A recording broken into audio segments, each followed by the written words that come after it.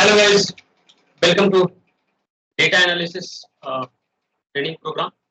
आज हम लोग अपना कोर्स स्टार्ट कर रहे हैं, ठीक है ना। तो जो बेसिक रिक्वायरमेंट है पहले उसके बारे में मैं डिस्कस करना चाहूँगा। What are the things which you should have in your mind first. तो फर्स्ट थिंग ये है कि आपको जस्ट एक लर्निंग अप्रोच आपके अंदर होना चाहिए। दूसरा, पाइथन का basic language like knowledge, nothing more than that. बाकी सारी चीज़ें आपको इस ट्रेनिंग प्रोग्राम में बताई जाएंगी, ठीक है ना। स्टार्टिंग फ्रॉम इनिशियल्स, ठीक है, आपको हर एक चीज़ बताई जाएगी except the programming language Python, ठीक है। आई एम एक्सपेक्टिंग कि आपको पाइथन के बेसिक्स पता है, ठीक है ना। तो स्टार्ट करें।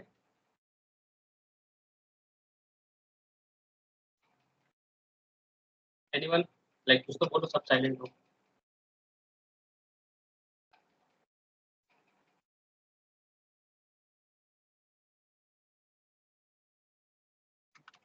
मीनवाइल मैं एक नया नोटबुक क्रिएट कर लेता हूँ, so that like it will be easy for us. Alright, तो मेरी स्क्रीन विजिबल है। आज का सेशन थोड़ा शॉर्ट होने वाला है because we are going to just learn about like introduction and then कल से हमारा जो सेशन है वो नंपाई पे स्टार्ट होगा, ठीक है। तो सबसे पहले समझते हैं कि डेटा एनालिसिस है क्या, ठीक है ना।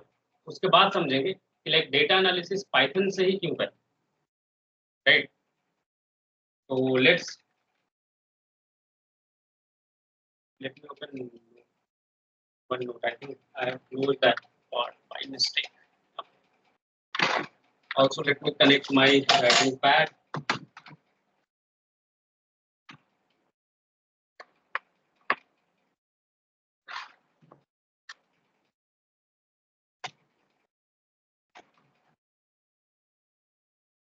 All right.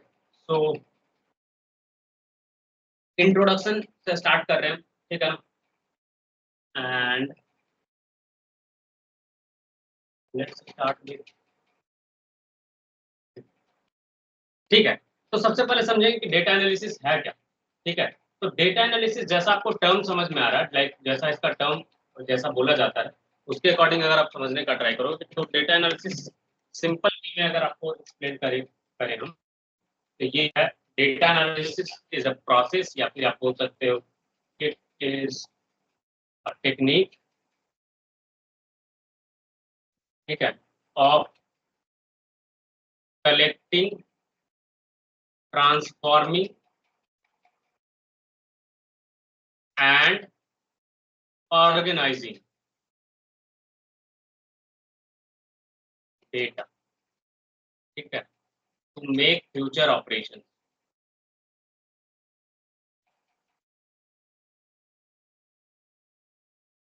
या फिर फ्यूचर प्रेडिक्शन भी आप बोल सकते हो, ठीक है। And inform data driven decision, ठीक है। अब क्या है ये डेटा एनालिसिस, वो समझना। डेटा एनालिसिस एक टेक्निक है जिसमें आप डेटा कलेक्ट करते हो, ठीक है। उसके बाद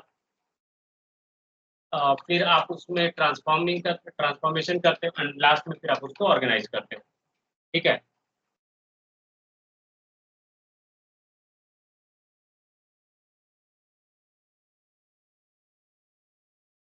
ठीक ना।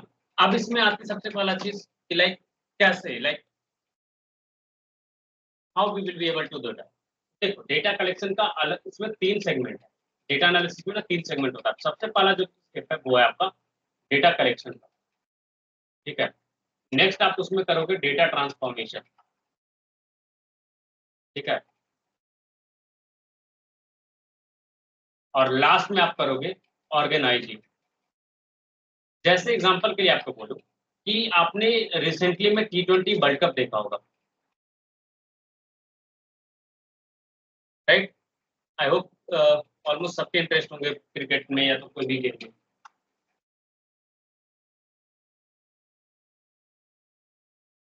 ठीक ना। तो कैसे ये हेल्प कर रहा था ये बताता हूँ। आपने T20 मैच के टाइम पे आपने स्टैट्स देखे होंगे,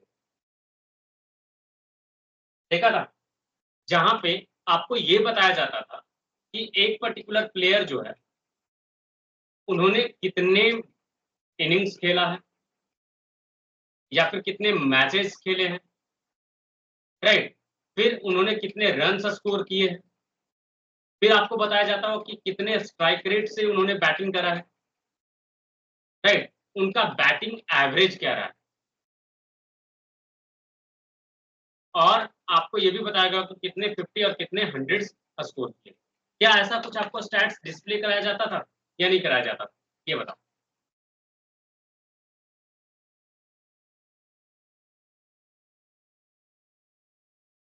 ओके, तो क्या लगता है आपको कि जो कमेंटेटर कमेंट्री कर रहे थे, क्या उन्हें ये चीजें पता थी? Is it easy to remember? No, definitely not. ये आसान नहीं है याद रखना, ठीक है। तो ये कैसे हो पा रहा था? तो वहां पे उनको लाइक एक डेटा साइंस टीम होता है जो ये सारी चीजें करके देते हैं। तो क्या लगता है रन टाइम में जिस वक्त मैच चल रहा होता उस टाइम पे सारे डेटा को कलेक्ट करना, डेटा को ट्रांसफॉर्म करना, डेटा को ऑर्गेनाइज करना, इज इट पॉसिबल? क्या लगता है आपको? जिस वक्त रोहित शर्मा बैटिंग करने आया तो उस वक्त पूरा डेटा कलेक्ट किया जाए रोहित शर्मा का, उसके बाद फिर उसको ट्रांसफॉर्म किया जाए, जो भी फालतू के डेटा है उसको हटाया जाए और फिर उसको ऑर्गेनाइज किया जाए ताकि ये स्टैट्स निकाला जा सके। Is it possible?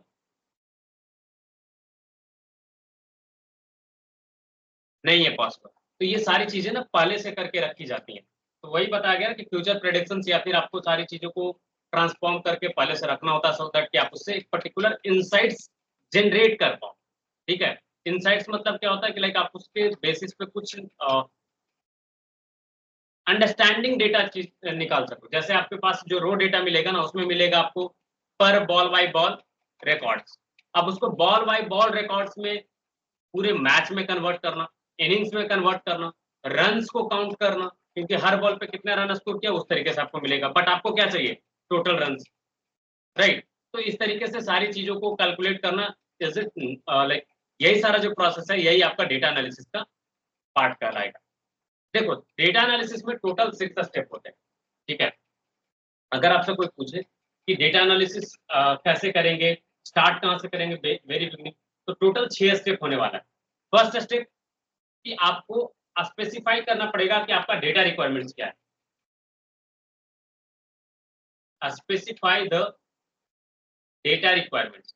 अब सोच करके देखो, आपको निकालने हैं स्टैट्स आपके बैट्समैन का, तो क्या आप उस जगह पे बॉलर का रिकॉर्ड से कोई लेना देना है? नहीं ना। जस्ट एक सेकेंड बेस।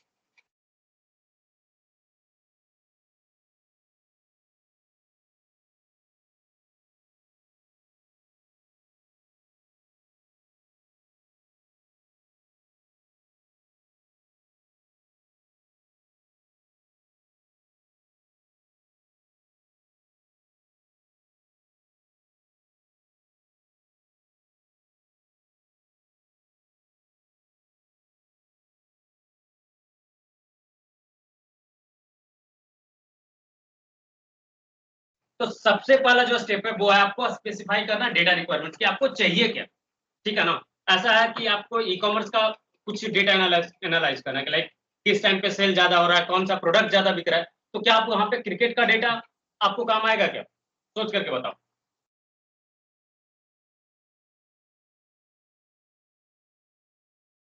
सोचो और बताओ। नहीं आएगा, डेफिनेटली नहीं आएगा। तो यहाँ पे डेटा रिक्वायरमेंट्स आपको बताना जरूरी हो जाता है कि लाइक किस जगह पे आपको पहले करना है, कैसे नहीं करना है, ये वाला चीज, ठीक है ना। उसके बाद नेक्स्ट है आपका, वो है कि लाइक प्रिपेयर करना और कलेक्ट करना डेटा को। ठीक है, सही डेटा कलेक्ट करना इंपॉर्टेंट हो जाता है, ठीक है ना। तो आप वो चीज करोगे एंड देन फिर आप स्टार्ट करोगे उस पे प्रोसेस करना, लाइक डेटा को क्लीन करना, उसको प्रोसेस करना मीन्स कि लाइक क्या क्या चीजें सही है, क्या क्या चीजें गलत है, वो सारी चीजों को हटाना और फिर आगे बढ़ना, ठीक है ना।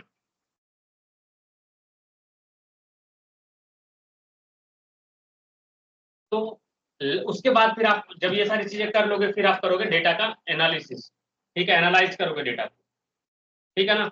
डेटा एनालाइज करने के बाद फिर आप करोगे उसको शेयर करोगे, जो भी चीजें आपको जिसको भी शेयर करना, आप सपोज करो आपके प्रोजेक्ट मैनेजर को दिखाना या कुछ भी, तो वो सारी चीजें आप करोगे एंड लास्ट में आप उस पर रिपोर्ट तैयार करोगे, ठीक है। तो ये 6 स्टेप में क्या क्या बताया आपको। फर्स्ट, स्पेसिफाई करना डेटा का रिक्वायरमेंट। दूसरा आपका हो जाएगा प्रिपेयर और कलेक्ट डेटा।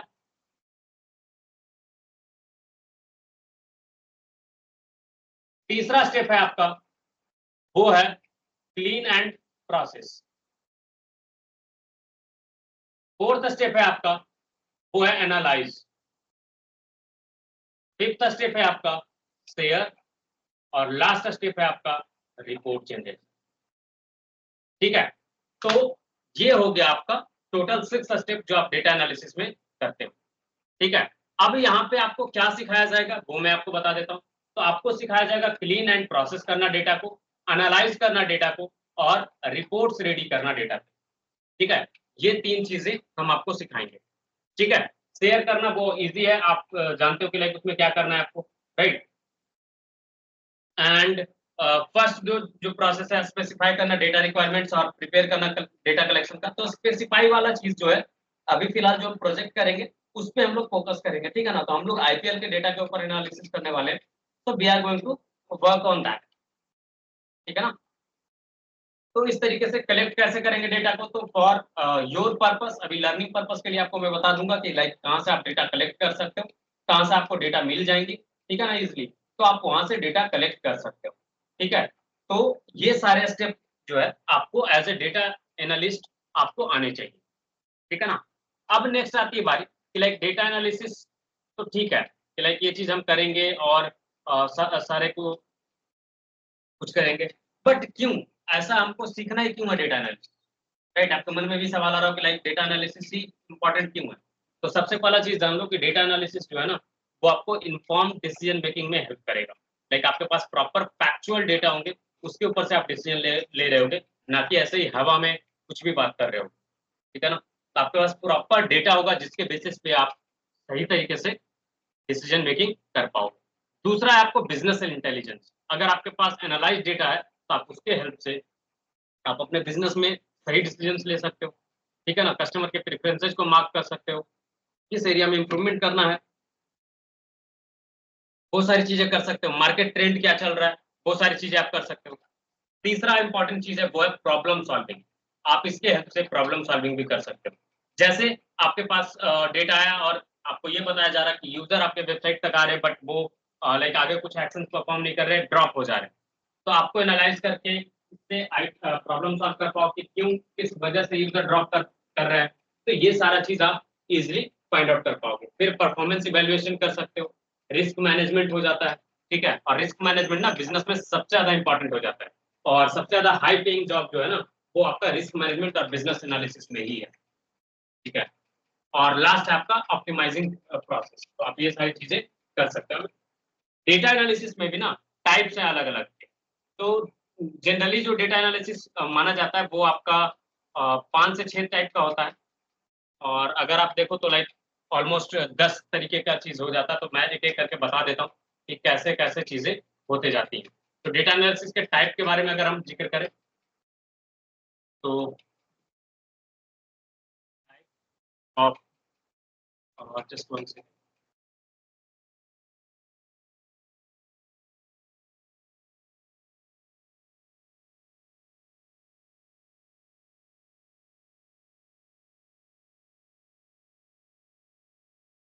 ठीक है। तो डेटा एनालिसिस के जो टाइप्स हैं उसके बारे में हम लोग डिस्कस करेंगे, कितने टाइप का डेटा एनालिसिस प्रेजेंट है। तो इसमें ना टोटल 10 तरीके का डेटा एनालिसिस होते हैं और मोस्टली 4-5 ही यूज होता है, ठीक है। और आपको सारी सीखने की नीड नहीं है, ठीक है ना। ऐसा नहीं कि लाइक आपको सारा सीखना ही है। सबसे पहला है डिस्क्रिप्टिव। दूसरा है आपका डायग्नोस्टिक। इसका टर्म से ना आपको समझ में आ जाएगा कि लाइक किसका क्या मतलब है और क्यों यूज हो रहा है, ठीक है। फिर आ जाएगा आपका प्रेडिक्टिव।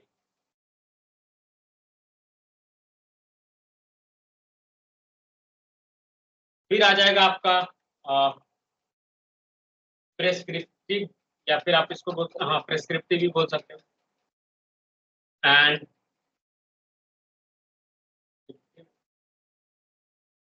नेक्स्ट हो जाएगा आपका फिफ्थ में स्टैटिस्टिकल। सिक्स में आपका हो जाएगा लाइक रिग्रेशन।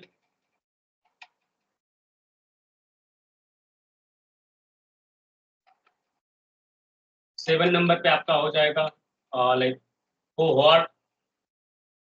एट नंबर पे हो जाएगा आपका लाइक टाइम सीरीज।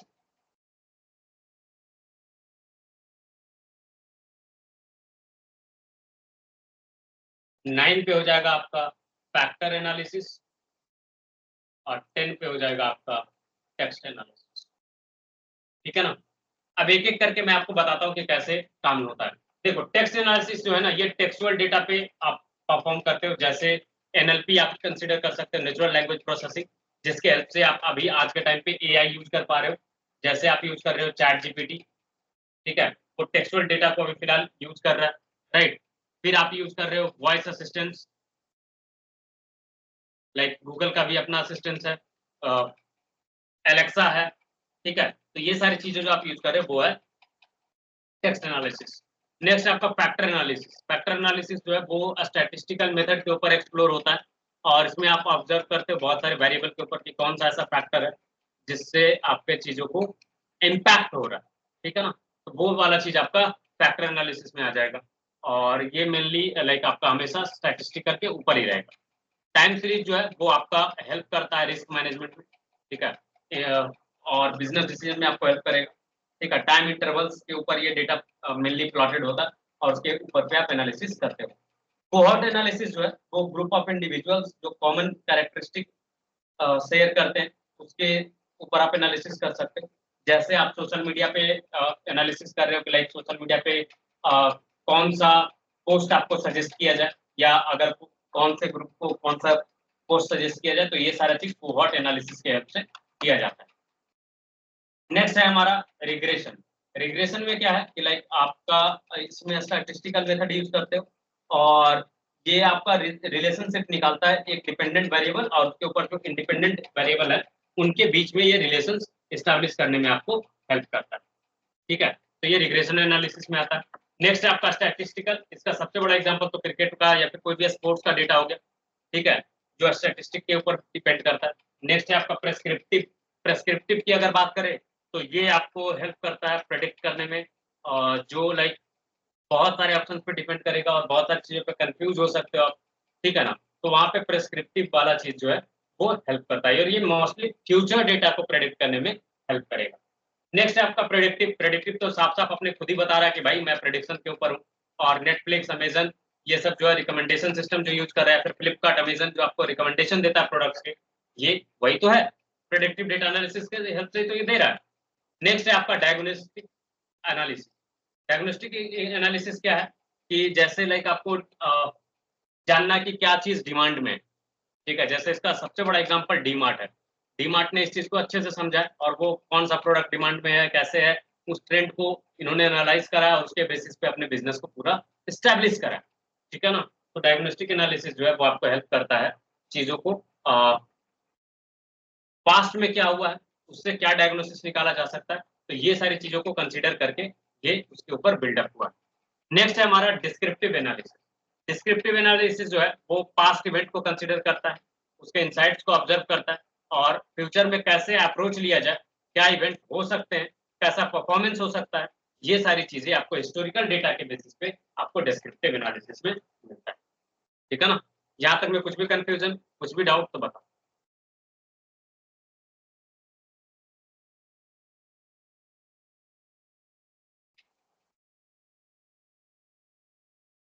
एनीवन, कोई डाउट है तो बताओ। चलो, तब तक 2 मिनट का मैं शॉर्ट ब्रेक ले रहा हूँ, आप लोग जुपिटर इंस्टॉल कर लो अगर आपने इंस्टॉल नहीं करा तो, ठीक है ना।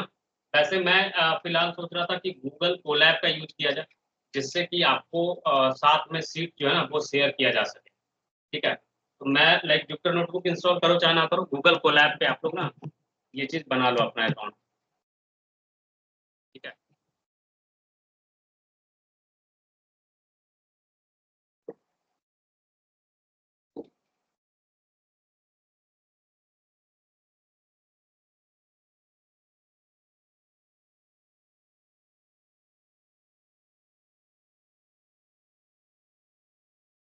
और न्यू नोटबुक इन ड्राइव करके इस तरीके से आप लोग ओपन कर लेना, मैं इसको शेयर कर दूंगा आपके साथ अभी। ठीक है।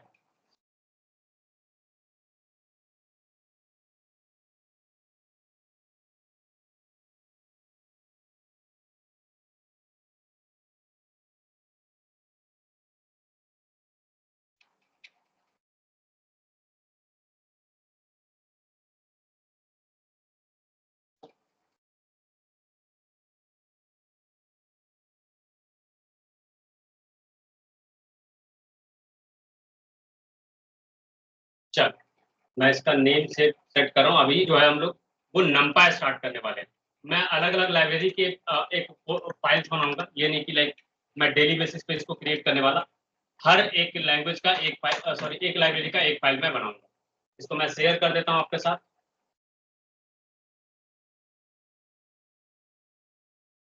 और ये पब्लिक व्यू में रहने देता हूँ मैं।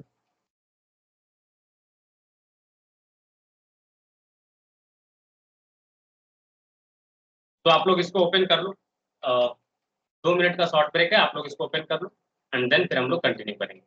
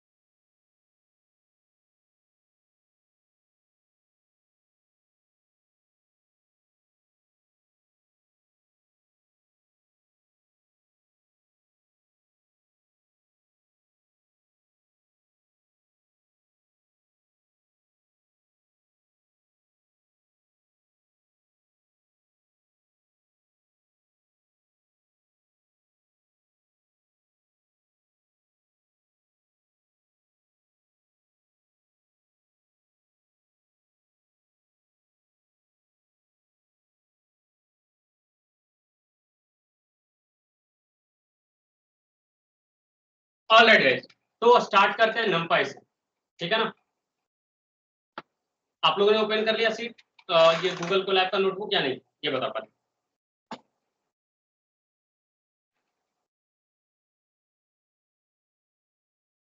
आप लोग साइलेंट हो, क्या बात है, लाइक इंटरेस्ट नहीं आ रहा क्या? चलो कोई नहीं, आएगा इंटरेस्ट।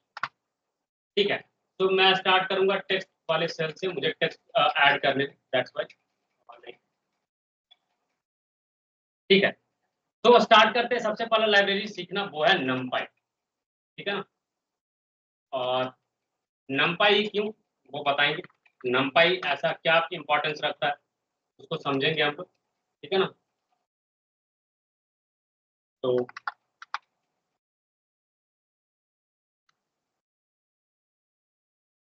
देखो, सबसे पहला चीज ये है कि आपको नमपाई क्यों सीखना है उसको समझते हैं। तो याद रखना है आपको, नमपाई जो है वो पाइथन का एक लाइब्रेरी है। ठीक है। आपको हेल्प करेगा एरे के ऊपर ऑपरेशन करने में और वर्किंग विथ एरे। अब बोलोगे कि हमें तो डेटा पे काम करना है और आप एरे बता रहे हो, तो देखो जो भी डेटा फॉर्मेट आपको मिलेगा वो आपको इस तरीके से ही मिलेगा। ठीक है ना। और आपको उसके ऊपर ऑपरेशंस परफॉर्म करने हैं। ठीक है, मैंने जूम कर दिया। इज इट क्लियर ना?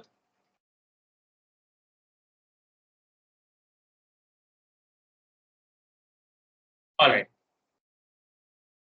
ठीक है। तो नमपाई जो है वो क्या है, एक पाइथन का लाइब्रेरी है जो आपको हेल्प करेगा एरे के ऊपर काम करने में। दूसरा चीज ये है कि आपको इसमें लीनियर अलजेब्रा, फूरियर ट्रांसफॉर्म और मैट्रिसेस के बहुत सारे फंक्शंस आपको मिल जाएंगे, ठीक है ना, क्योंकि आप स्टैटिस्टिकल डेटा एनालिसिस अभी इसकी हेल्प से करने वाले हो, ठीक है, तो उसके लिए आपको नीड पड़ेगा लीनियर अलजेब्रा के फंक्शंस का, फूरियर ट्रांसफॉर्म का और मैट्रिसेस का। तो ये सारी चीजें जो है आपको नमपाई के अंदर आपको मिलता है, ठीक है ना।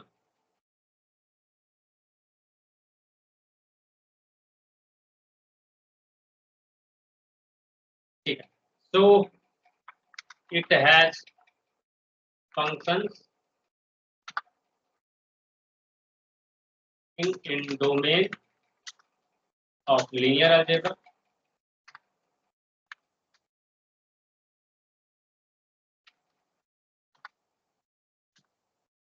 Fourier transform and matrices, ठीक है। ये जो लाइब्रेरी है, ये आपका जो फुल फॉर्म है, अगर इससे कोई पूछे आपसे कि नंपाई का फुल फॉर्म क्या है, तो इसका जो है फुल फॉर्म है न्यूमेरिकल पाइथन।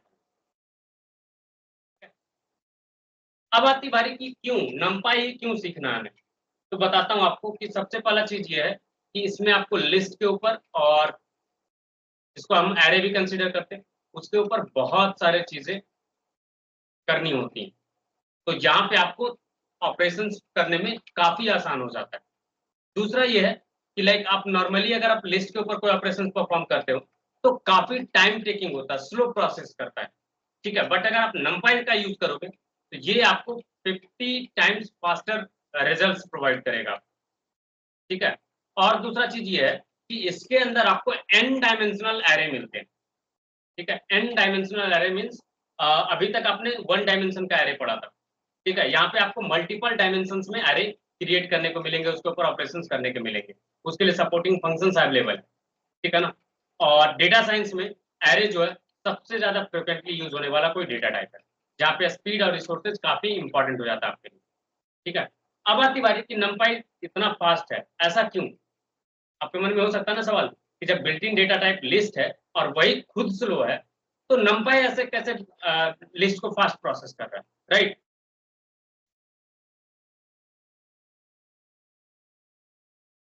तो देखो उसका सोलली रीजन एक ये है कि ये जो है ना स्टोर करता कंटिन्यूअस प्लेस पे, पहला चीज, जैसे लिस्ट में है वो अलग अलग लोकेशन पे स्टोर कर देता है, जस्ट उसका सीक्वेंस याद रखता है, ठीक है।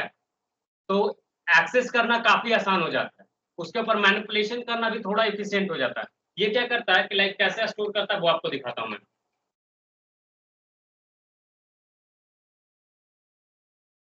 विजुअलाइज कर पाओगे ना तो ज्यादा बढ़िया रहेगा, अदरवाइज लाइक समझ में नहीं आएगा कि चल क्या रहा है। देखो एरे के फॉर्मेट में अगर डेटा स्टोर होता है ना, तो सपोज करो ये रैम है, ठीक है, और रैम में ब्लॉक्स अवेलेबल होते हैं डेटा स्टोर करने के लिए। सपोज करो इस तरीके से कुछ ब्लॉक्स बने हुए हैं, और ये सिंपल होता है आपका, जैसे ग्राफ पेपर आपने देखा ना, उसी तरीके के कुछ ब्लॉक्स बने होते हैं जहाँ पे डेटा आपका स्टोर होता है, ठीक है, विजुअलाइजेशन के लिए मैं बता रहा हूँ और कोई इसका पर्पस नहीं है, ठीक है। इस तरीके से कुछ ब्लॉक्स बने होते हैं।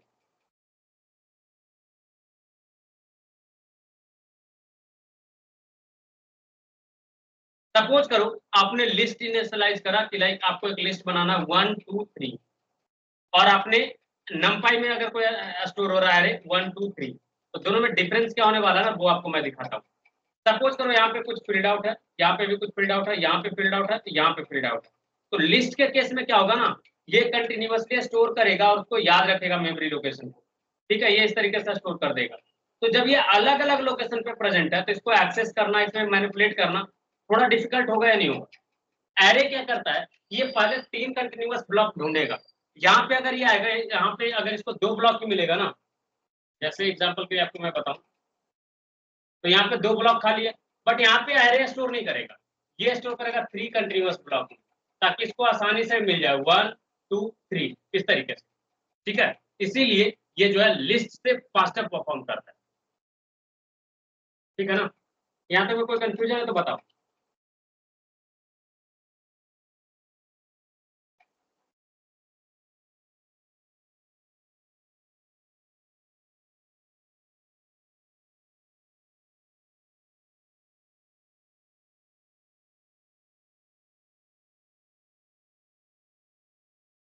ठीक है, तो ये चीज समझ में आया नहीं आया ये बताओ।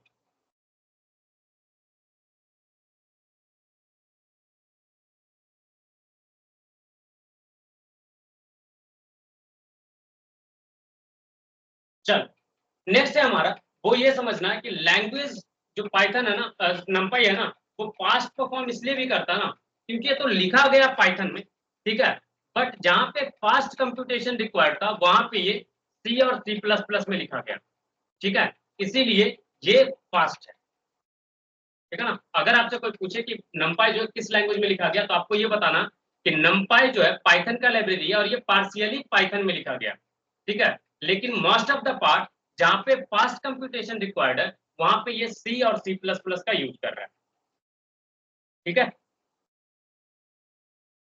कोई कंफ्यूजन तो बताओ। चलिए, नेक्स्ट हम लोग समझेंगे कि लाइक नमपाई यूज कैसे करें।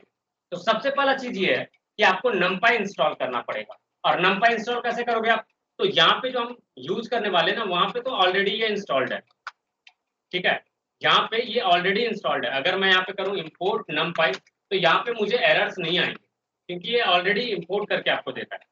बट अगर आप लोकल सिस्टम पे काम कर रहे हो, जुपिटर नोटबुक पे काम कर रहे हो, तो वहां पे आपको इंपोर्ट करना पड़ेगा, ठीक है। और वो कैसे इंपोर्ट करोगे वो बताता हूँ। काफी स्लो प्रोसेस करेगा, ये थोड़ा सा इसका ना ड्रॉबैक है, ठीक है। गूगल कोलैब पर काफी स्लो काम करता है। देखो, जब ये ग्रीन टिक हो जाए मतलब समझ जाना कि ये इंपोर्ट हो चुका है, ठीक है। अगर नहीं इंस्टॉल हुआ था तो आपको इंस्टॉल करना था पिक इंस्टॉल नमपाई, ठीक है। जब आप इसको रन करोगे तो ये नमपाई को इंस्टॉल कर देगा आपके सिस्टम। तो एग्जीक्यूट हो रहा है, ऑलरेडी सेटिस्फाइड बता दिया कि ऑलरेडी इंक्लूडेड है पैकेज। तो अगर आपके पास नहीं इंस्टॉल्ड होगा तो ये इंस्टॉल होना स्टार्ट हो जाएगा। यहाँ तक में कुछ कंफ्यूजन, कोई डाउट तो बताओ।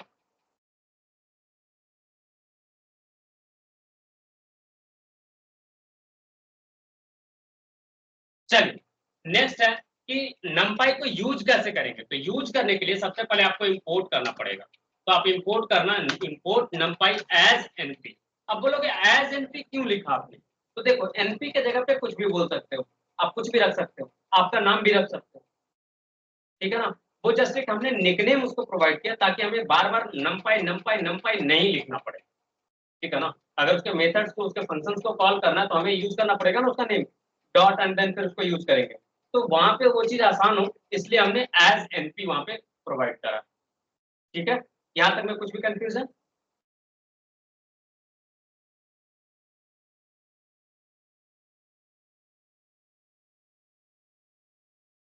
चलो, ठीक है, आगे कंटिन्यू करते हैं। अब नेक्स्ट है कि अगर आपको जानना है कि नमपाई का वर्जन क्या है, तो आप वर्जन जान सकते हो इस तरीके से, प्रिंट और एनपी डॉट और यहाँ पे डबल ये डालना वर्जन, ठीक है, फिर डबल अंडरस्कोर एंड रन करना, आपको नमपाई का वर्जन मिल जाएगा, ठीक है। यहां तक में कुछ भी कंफ्यूजन, कुछ भी डाउट तो बताओ। ये हुआ कि कैसे आप नमपाई को इंपोर्ट कर सकते हैं।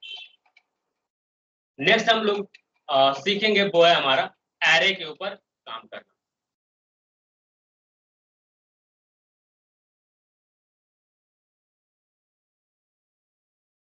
ठीक है। और यहाँ पे आ जाएगा हमारा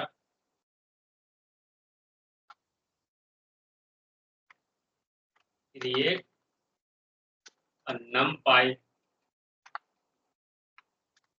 एनडी मतलब एन डायमेंशनल एरे, मतलब कि आप मल्टीपल डायमेंशन में चीजों को क्रिएट कर सकते हो, ठीक है। इसके लिए क्या यूज करोगे तो आपको बताता हूँ।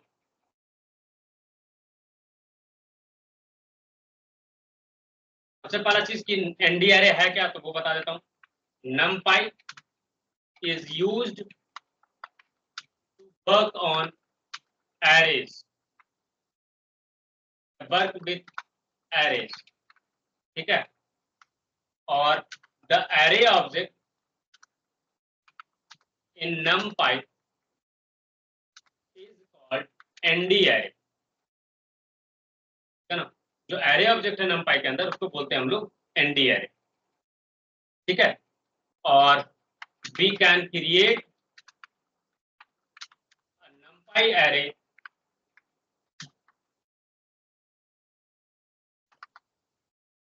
जिसको आप एनडी एरे भी बोलते हो,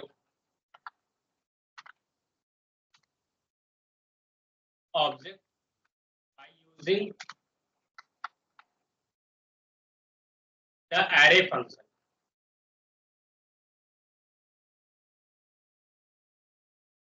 ठीक है। अगर आप नहीं भी यूज करोगे एरे फंक्शन तो भी आप क्रिएट कर सकते हो, बट आप इसका हेल्प से क्रिएट कर सकते हो। कैसे आपको बताते हैं। तो अगर आपको सपोज करो एक एरे क्रिएट करना तो आप यूज करोगे एनपी डॉट एरे और फिर आप यहाँ पे पास करोगे। तो जैसे मैं यहाँ पे पास कर रहा हूँ एरे 1 2 3 4 5 6, और ये जो है वो हमारा एक एनडी एरे क्रिएट कर देगा। इसका अगर डायमेंशन की बात करोगे, इसका डायमेंशन जो है वो 1 है, ठीक है ना, 1 डायमेंशनल एरे, ठीक। और अगर आपको टाइप करके पास करना है, टाइप अगर आप पूछोगे इसका कि भाई टाइप इसका क्या है, तो टाइप अगर आपको जानना है तो ये आपको बताएगा एनडी एरे। जैसे टाइप के अंदर मैं पास किया ये, तो देखो क्या मिलेगा आपको, टाइप मिलेगा आपको numpy डॉट एनडी एरे, ठीक है। नेक्स्ट है आपका कि आप एनडी एरे जो है वो लिस्ट, टपल या एरे के जैसा कोई भी ऑब्जेक्ट पास करोगे तो आपका बन जाएगा, कन्वर्ट हो जाएगा एनडी एरे, ठीक है। अब अगर आपको डायमेंशन जानना हो तो आपको बताते हैं कि डायमेंशन कैसे वर्क करता है, ठीक है। अब इसमें स्टार्ट होता है 0D एरेस के साथ और एंड होता है आपका एन पे, लाइक मल्टीपल डायमेंशन में आप क्रिएट कर सकते हो। अगर आपसे कोई पूछे कि 0D एरे कैसे बनाएंगे, 0 डायमेंशन होता है आपका स्केलर। दो चीजें आपने पढ़ा होगा, स्केलर और वेक्टर, ठीक है। तो ये स्केलर्स वो एलिमेंट्स है एरे का जिसमें सिर्फ और सिर्फ एक वैल्यू स्टोर किया जाता है। तो कैसे क्रिएट करेंगे 0D एरे, तो वो बता देता हूं आपको, np डॉट एरे और यहाँ पे आप जस्ट एक वैल्यू पास कर दोगे और ये है आपका 0 डायमेंशनल एरे, ठीक है। 1D एरे अगर आपको बनाना है, इसके पास यूनि डायमेंशनल एरे होता है। यूनि डायमेंशनल मतलब एक डायरेक्शन में एरे प्रेजेंट होता है। जस्ट np डॉट एरे हो जाएगा आपका 1 2 3 4 5 6, ये हो गया आपका यूनि डायरेक्शनल एरे जिसको आप 1D एरे भी बोल सकते हैं। नेक्स्ट है आपका 2 डायमेंशनल एरे। अगर नहीं समझ में आया तो प्लीज पूछना, क्योंकि अगर ये कॉन्सेप्ट अगर आप नहीं समझोगे तो आपके लिए काफी मुश्किल होगा नमपाई के ऊपर काम करना। अब यहाँ पे क्या होता है ना, 2 डायमेंशन में आप एरे पास करते हो, 2 डायमेंशन में, ठीक है। एक एक्स एक्सिस के अलॉन्ग, दूसरा वाई एक्सिस के अलॉन्ग, और इसको आप जनरली मैट्रिक्स रिप्रेजेंटेशन में भी समझ सकते हो। जैसे सपोज करो आपके पास एक मैट्रिक्स रिप्रेजेंट करना होता 3:2 का, ठीक है। तो कैसे आप रिप्रेजेंट करते हैं, कुछ इस तरीके से, इसके अंदर आपका वापस से आ जाता 1,2,3, फिर एक नया लिस्ट पास करते 4,5,6, और ये है आपका 2D एरे, ठीक है। अगर आपको समझना हो डायरेक्टली एरे को देख करके कि लाइक कितने डायमेंशन का एरे है, तो मैं आपको एक शॉर्टकट ट्रिक बता दे रहा हूँ कि कैसे आप उसको समझ सकते हो। तो आप ना सबसे लास्ट वाले में आना और वहां पे कितने बिग ब्रैकेट क्लोज हो रहे बस उसको काउंट कर लेना, ठीक है। कितने डायमेंशन का एरे है अगर आपसे कोई पूछे विजुअली दिखा करके, तो आपके पास शॉर्टकट ट्रिक ये है कि आप सबसे लास्ट पे जाना और कितना क्लोजिंग ब्रैकेट एक साथ है बिग ब्रैकेट का, उसको जस्ट आप काउंट कर लेना, उतने डायमेंशन का वो एरे कहलाएगा। जैसे यहाँ पे अगर आप देखो ये 2 डायमेंशनल एरे है, राइट। अगर आपसे कोई पूछता कि ये कितना डायमेंशन है, ये 1 डायमेंशनल है, यहाँ पे कोई बिग ब्रैकेट क्लोजिंग नहीं है, इसलिए 0 डायमेंशनल एरे है। यहाँ तक में कुछ भी कंफ्यूजन, कुछ भी डाउट तो बताओ।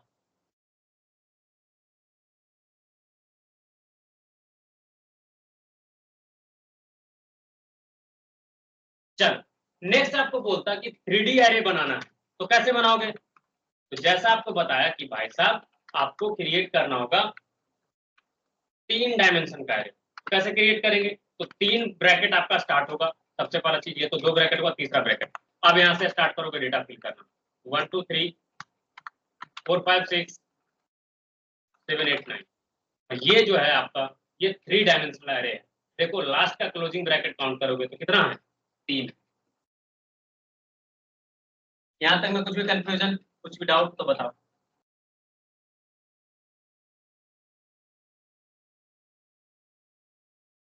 अच्छा, अगर आपसे कोई पूछे कि डायमेंशन मेरे को जानना कि कितने डायमेंशन का एरे है, तो कैसे पता चेक करेंगे? हम्म?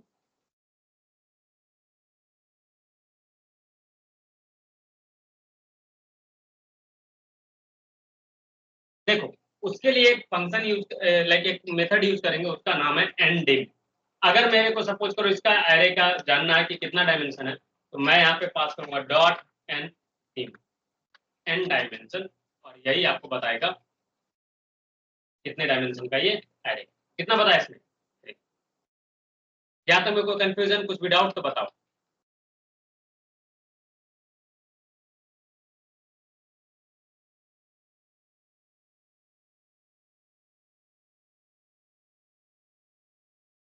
और एक चीज याद रखना कि आप किसी भी डायमेंशन का एरे क्रिएट कर सकते हो। कैसे क्रिएट कर सकते हो वो आपको बताते हैं। उसके लिए सिंपली आप क्या कर सकते हो, आप बोलोगे इसको np डॉट एरे, और एक आप एरे पास कर दो 1 2 3 4 5, और मैं चाहता हूं कि इसका डायमेंशन 10 हो। मैं चाह रहा हूँ कि इसका डायमेंशन कितना हो? 10 हो। मैं यहाँ पे 10 पास करूंगा, ये 10 डायमेंशनल एरे मेरे को क्रिएट करके देगा। अच्छा सॉरी, मैंने कुछ गलत पास कर दिया। और गलत क्या पास करा जो मेरे को चेक करने दो। मैंने यहाँ पे एरे पास करा, ठीक है। np डॉट एरे करके पास करना होता है, और उसके बाद n डायमेंशन पास करना होता है। All right, np dot array ये हटा दिया गया क्या? Just let me check. Argument accept करता, let me take it first. Data type accept करेगा, कुछ भी हो सकता है, ठीक है। उसके बाद एंडिंग, एनडी, अच्छा सॉरी माय बैड, मैंने लाइक एंडिंग डिक्लेयर करा था, और ये होता है N D M I N, ठीक है। और इसमें आप वैल्यू पास करो जैसे मुझे चाहिए, 10 डायमेंशन का चाहिए, ठीक है ना। अब यहाँ पे देखो 10 डायमेंशन कैसे है, तो यहाँ पे काउंट कर लो, ठीक है ना। तो आप किसी भी डायमेंशन का एरे क्रिएट कर सकते हो। यहाँ तक में कुछ भी कंफ्यूजन है, कुछ भी डाउट है तो बताओ।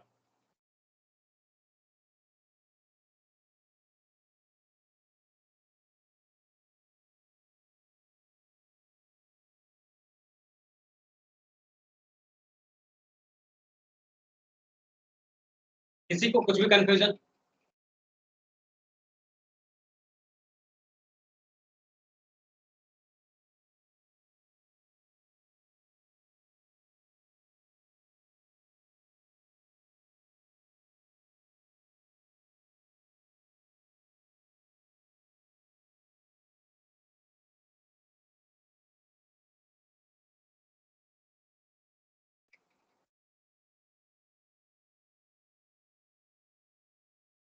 चलो नेक्स्ट आगे बढ़ते हैं। अब हमें समझना है, और वो ये है कि चलो हमने तो डेटा क्रिएट कर लिया, जैसा कि आपको बताया किसी भी डेटा के ऊपर आपको समझना होता है 4 ऑपरेशन: क्रिएट, रीड, अपडेट और डिलीट।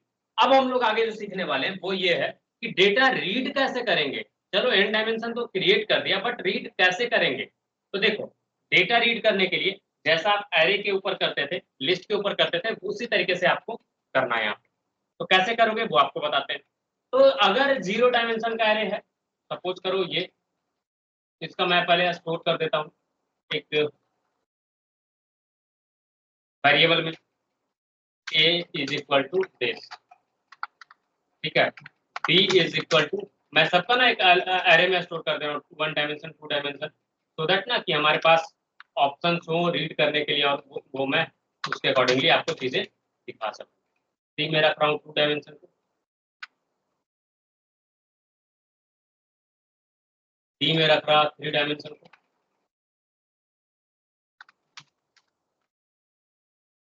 जस्ट वेट कर लो। यस, एक को अगर आपको एक्सेस करना है तो इसमें तो कुछ एक्सेस करने लायक है नहीं, क्योंकि ऑलरेडी सिंगल एलिमेंट है। अगर बी में एक्सेस करना है तो सिंपली आप 0 1 2 करके एक्सेस कर सकते हो। यहाँ तक कोई कंफ्यूजन, कोई डाउट तो बताओ।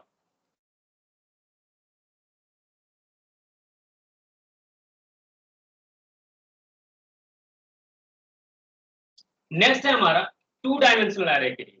तो टू डायमेंशनल एरे के लिए ना, जब इसका डायमेंशन 2 है तो आपको यहाँ पे इंडेक्स भी 2 पास करना होता है। जैसे आपको अगर मैट्रिक्स याद हो, आपने पढ़ा था मैट्रिक्स, तो उस टाइम पे आपने कुछ इस तरीके से पढ़ा होगा। सपोज आपके पास एक मैट्रिक्स है इस तरीके का,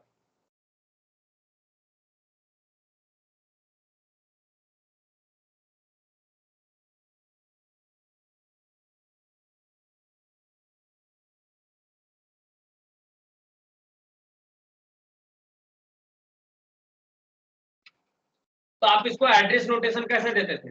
इसको आप इसको रो काउंट मानते थे, सपोज आप इसको ए बी सी मान रहे हो, इसको 1 2 3 4 मानते हो, तो इसका एड्रेस क्या बोलते थे? A1, right. इसका एड्रेस क्या बोलते थे? A2।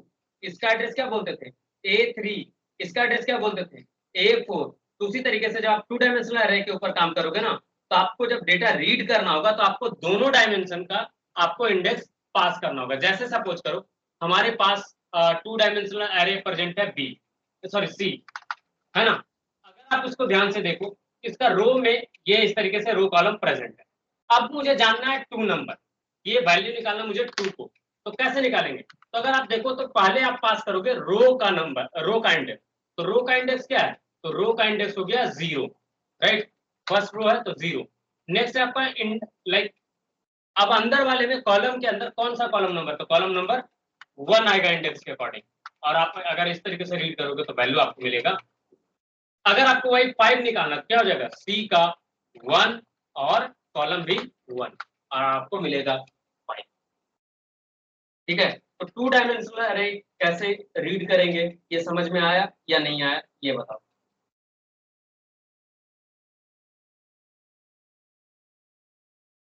उसको बोलो।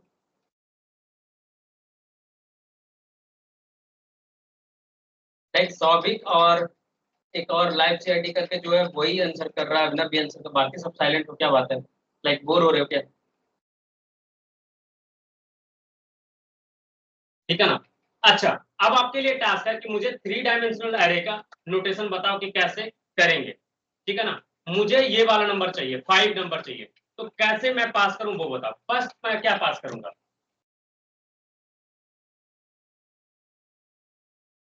पहले क्या पास करना होगा ये बताओ।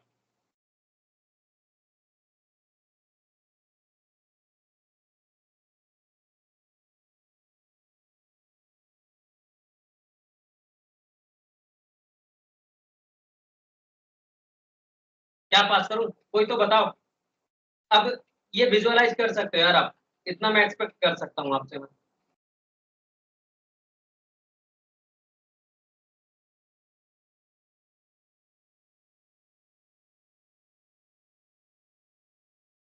जेड एक्सिस का हो जाएगा, तो पहले आप पास करोगे 0।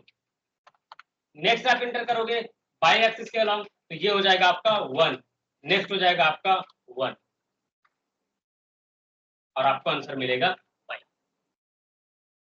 Yes sir, you are right. Sanyukta आपने क्या पास करा? 0222। वैसे नहीं पास करते, ठीक है ना। वो तो एक एरे बन जाएगा संयुक्ता, जिस वे में आपने बताया है, ठीक है ना। ब्रैकेट के अंदर अंदर करके वैल्यू पास करते हैं। 022 पे देखो क्या निकल जाएगा। डी का अगर मैं निकालू 0, तो उसका 2, ये हो सके तो गाली भी दे सकता है। ये नहीं, गाली नहीं देगा, नंबर मिल जाएगा लास्ट वाला 9, क्योंकि 0 हो गया आपका जेड एक्सिस के अलावा, उसमें कोई आपने वैल्यू डाला नहीं। ये अंदर वाला एम्प्टी है ना ऑलमोस्ट, ये टू डायमेंशन ही अंदर एग्जिस्ट कर रहा, तो इसलिए जेड एक्सिस का वैल्यू 0 हो गया। फिर रो में आओ, तो रो आपका फर्स्ट रो, सेकंड नंबर रो था, तो रो हो जाएगा आपका, तो रो के लिए वैल्यू हो गया 1। कॉलम जाओ तो कॉलम भी सेकंड नंबर है, तो कॉलम के लिए भी वैल्यू आ जाएगा 1। ठीक है ना। तो इस तरीके से हम इसको रीड कर रहे हैं। यहाँ तक में किसी को कुछ भी कंफ्यूजन, कुछ भी डाउट तो बताओ। सर फिर से एक बार बताइए, यहाँ कंफ्यूजन हो गया है 3D देखो में। 3D वाले में समझने का ट्राई करो कि चल कैसे रहा है, एग्जैक्टली मामला चल क्या रहा है। ठीक है ना। अगर आप वो समझ पाओगे ना तो अच्छे से समझ में आ जाएगा। एक बात बताओ, जो हमने एरे क्रिएट करा है, पहले उसको क्रिएट करा हुआ समझने का ट्राई करो। ठीक है, देखो जेड एक्सिस के अलावा हमने एम्प्टी रखा, फिर यहाँ पे टू डायमेंशनल एरे हमने रखा 1, 2, 3, राइट। फिर रखा यहाँ पे 4, 5, 6। फिर हमने रखा 7, 8, 9। ठीक है, तो एक बात बताओ, अभी सबसे पहले इसके अंदर घुसना होगा, पहले तो फर्स्ट वाले लिस्ट के अंदर घुसना होगा, राइट। तो इसके अंदर कितने एलिमेंट्स हैं? जो आउटर वाला एरे है उसके अंदर कितना एलिमेंट्स है? टोटल एक एलिमेंट है, राइट। तो इसका इंडेक्स क्या हो जाएगा? 0 होगा या नहीं होगा, ये बताओ। अगर आप अंदर वाले एलिमेंट को देखो यहाँ पे अगर आप समझने का ट्राई करो ये वाला सेगमेंट में, तो ये जो एरे है जिसको मैं हाईलाइट कर रहा हूँ, क्या ये पूरा एक ही एलिमेंट नहीं है? नोटिस करो तो बाहर वाले एरे के लिए तो ये अंदर वाला एक ही एलिमेंट हुआ ना, राइट। तो हमेशा पूरे किसी भी नंबर को हमको एक्सट्रैक्ट करना तो हमें हमारा इंडेक्स 0 ही रखना पड़ेगा, ठीक है। नेक्स्ट आते हैं अंदर वाले में। अंदर जब इंटर करते हैं तो अंदर कितने कॉलम्स हैं? 3 एलिमेंट्स, राइट। अंदर 3 एलिमेंट्स हो जाते हैं तो आपका इंडेक्स 0 से 2 तक जाएगा, ठीक है। तो जब आपसे कोई पूछे कि बाई एक्सिस के अलावा कितना इंडेक्स जाएगा 3 डायमेंशन में, अगर आपका इस वाले केस में देखोगे तो बाई इंडेक्स के इंडेक्स आपका ऑप्शन 0 है, जेड एक्सिस के अलावा। बाई एक्सिस के अलावा आपका इंडेक्स होता है 0, 1, 2। एक्स एक्सिस के अलावा, तो एक्स एक्सिस के अलावा देखो तो कितने एलिमेंट्स है? 3, 3, 3। तो आपका हो जाएगा इंडेक्स 0, 1, ठीक है ना। तो आप इसी के कॉम्बिनेशन का यूज करके आप अपना लिस्ट आइटम को निकाल सकते हैं, ठीक है।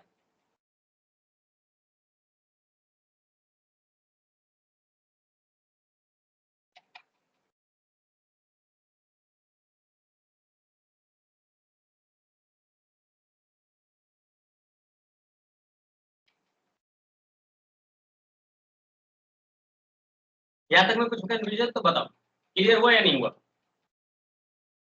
ठीक है ना। तो आप एरे को ना तोड़ करके देखोगे ना तो आपको काफी इजीली समझ में आ जाएगा चीजें, ठीक है। आज के लिए मैं रीड तक का ही रखता हूँ, अपडेट और स्लाइसिंग ये सब जो चीज है ना वो हम लोग कल से कंटिन्यू करेंगे, ठीक है। आज मैंने चाहा कि ओवर डाइजेस्ट हो जाए, ठीक है, थोड़ा प्रिपेयर्ड हो जाए।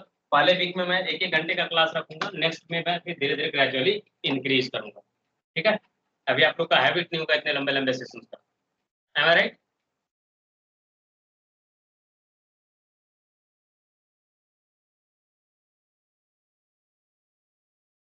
ठीक है, तो उसके अकॉर्डिंगली ग्रेजुअली हम लोग धीरे धीरे टाइमलाइन अपना इंक्रीज करेंगे। All right guys, thank you for joining, see you guys in the next session.